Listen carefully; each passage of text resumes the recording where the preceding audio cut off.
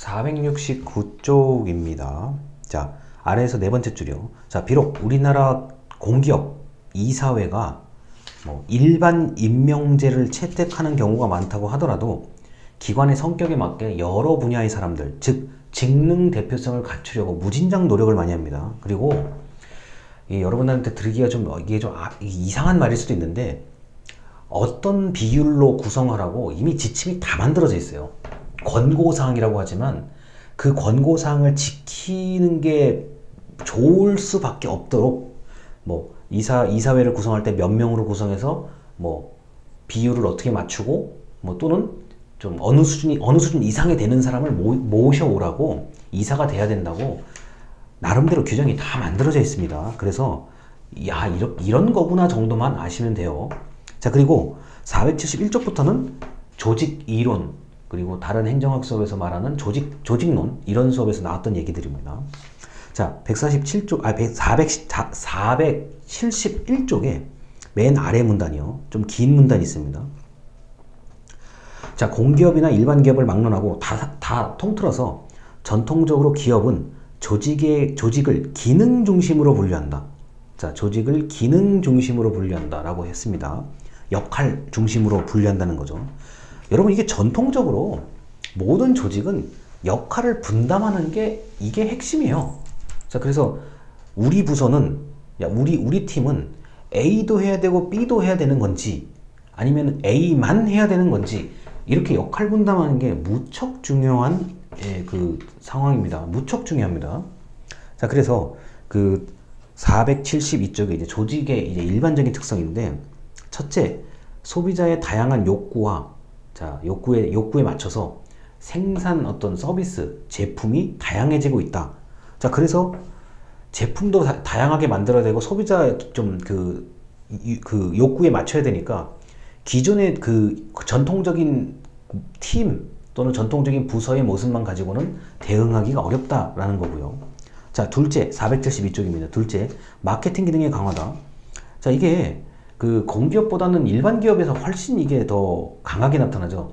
우리 회사 물건을 광고를 하고 우리 회사 물건을 팔아야 된다는 거기 때문에 마케팅 기능이 강화하려면 이 부분에만 신경을 쓰는 사람들을 모아야 되겠죠. 그래서 마케팅 기능의 강화라는 게 있고요.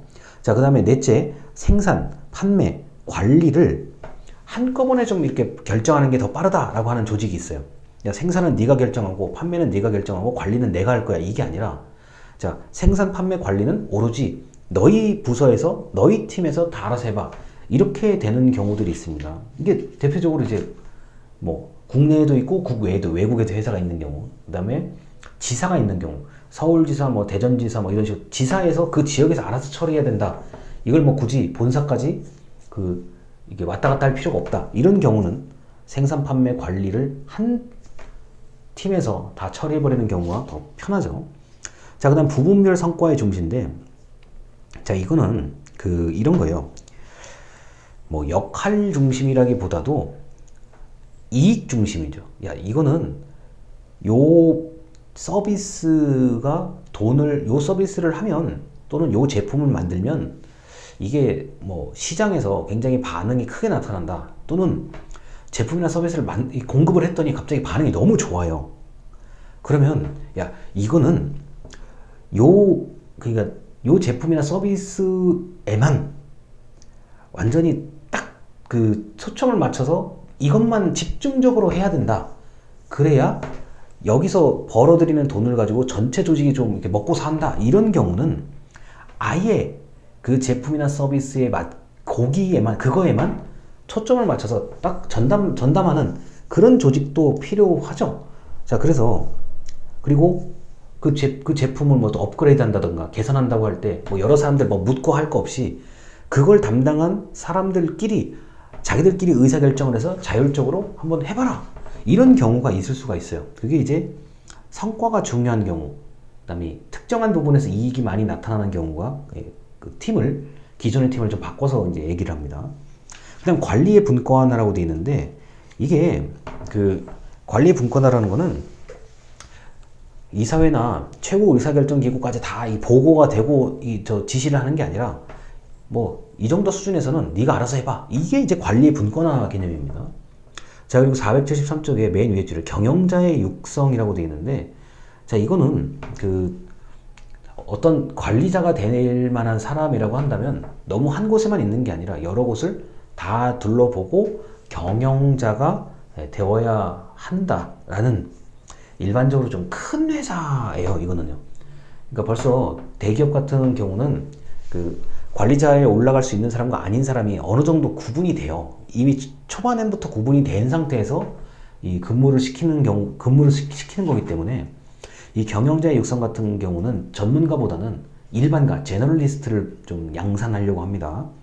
자, 그다음 7번째 동기유발인데, 이런 게 이제 여러분들이 취업할 때 경력직으로 취업할 경우, 나는 내 분야에서 2, 3년 정도 근무를 했다. 난 내 분야에서 7, 8년 이상 근무를 했는데, 내가 좀 나한테 맡겨만 주면 알아서 잘할 수 있는데, 그게 아니라 자꾸 간섭한다. 자꾸 뭔가를 좀 기분이 좋지 않게 뭔가를 지시하려고 한다. 자, 이런 경우들이 아직까지는 흔한데, 이 동기유발 촉진이라는 게, 이제 당신은 경력이 있고 그 분야를 잘 아니까 네가 좀 알아서 해봐라. 이게 바로 동기유발 촉진의 한 방법이라고 할 수 있습니다. 자, 그래서 지금 471쪽, 472쪽, 473쪽의 이야기는 우리나라 조직론, 행정학이나 경영학에서 나오는 조직론에 똑같이 나오는 내용들이에요. 사실 이거는 반드시 공기업에만 나오는 게 아니라요. 행정학 그리고 경영학에 다 동시에 나타나는 내용들입니다.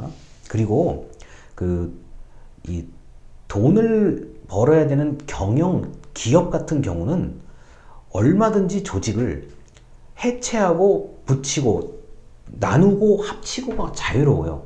자, 예를 들어서 제가 나이가 한참 어렸을 때는 삼성전자 같은 경우는 무선사업부, 그러니까 유선이 아니라 무선사업부라는 그 부서는 굉장히 작은 부서였어요.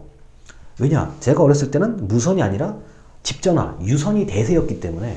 그리고 당시에는 이제 삼성전자라는 곳이 이제 가전제품, 뭐 우리가 냉장고라든가 뭐 텔레비전이라든가 컴퓨터라든가, 특히 컴퓨터, 우리가 뭐 삼성전자의 컴퓨터를 사용 안 할 사람이 없을 정도로 제가 어렸을 때는 그게 대세였거든요. 그럼 당시 삼성전자의 그 방식은 당연한 거죠.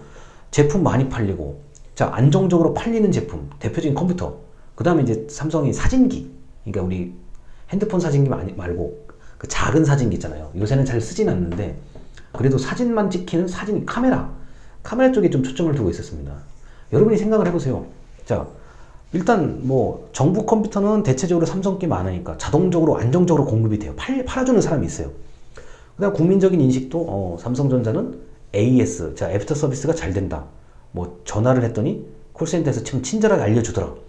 그럼 뭐 당연히 사주는 게 뭐 이게 기본 물량이 엄청나잖아요. 우리가 상상할 수 있을 정도로 엄청나게 나가요.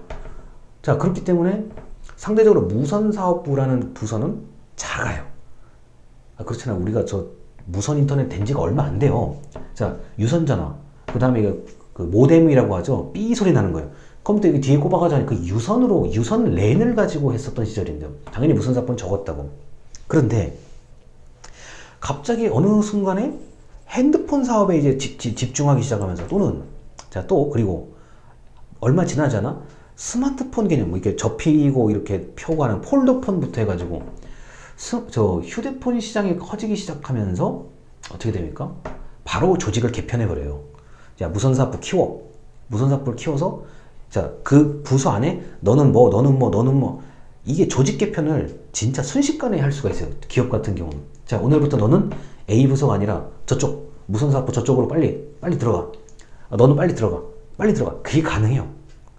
삼성전자와 같이 이렇게 큰 부서 같은 경우는, 이렇게 큰 대기업 같은 경우는 사람이 많으니까 조직 개편이 느릴 것이 아니에요. 정말 훨씬 빠르게 할 수 있어요. 자, 야, 저게 지금 이번에 제품 핸드폰 저게 지금 굉장히 잘 팔려요. 야, 빨리 저쪽으로 다 맞춰. 핸드폰 한 기종에 이익이 많이 돈을 많이 벌기 때문에 그 제품을 기준으로 다 맞춰버리는 거예요. 자, 그래서 이렇게 작았던 무선사업부가 지금은 사실상 전체 거의를 다 차지하고 있죠. 그래서 이 사업은 아니야, 접어. 이거는 너희들 전부 다 저쪽으로 가든지 아니면은 회사를 나가서 저쪽으로 가든지 하청업체로 가든지 이직을 하든지 그거 다 계산하죠. 그게 대기업이에요. 그게 대기업이에요. 자, 뭐 그리고 여러분 자동차 좋아하시는 분들 있을 거니까 뭐 현대자동차 마찬가지죠. 자, 신제품이 나왔는데 이 반응이 별로야.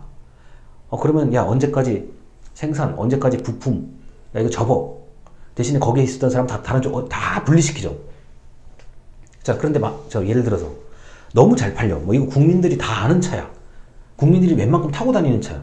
이거는 고정적으로 나가는 수요가 있어. 야 부품도 많이 만들어. 뭐도 해. 그쪽으로 다 맞추는 거예요. 그리고 또 어떻게 됩니까? 제가 지금 말한 삼성이나 현대 같은 경우는 우리나라만 있는 게 아니잖아요. 해외 사업부는 야 그 정도 선에서는 네가 알아서 결정해. 그 정도 선에서는 네가 알아서 해봐. 야 네가 영업 어떻게 할 수 있겠냐 없겠냐. 야 그건 어떻게 해?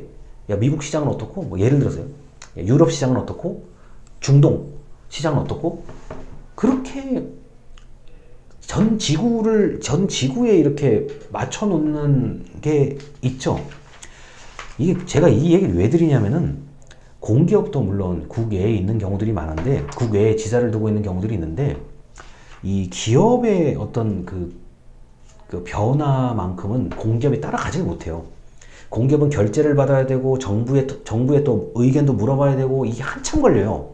그런데 기업은 규모가 크더라도 확실하게 딱 바꿔야 될 이유가 있고 그게 확신을 가지게 되면 일사천리로 움직이게 됩니다. 다 바꾸고 없애고 분리시켜서 내보내든가 아니면 병합을 하든가 뭐 온갖 것을 다 하는 게 이제 대기업, 규모가 큰 기업으로 갈수록 그게 더 가능해진다는 거죠.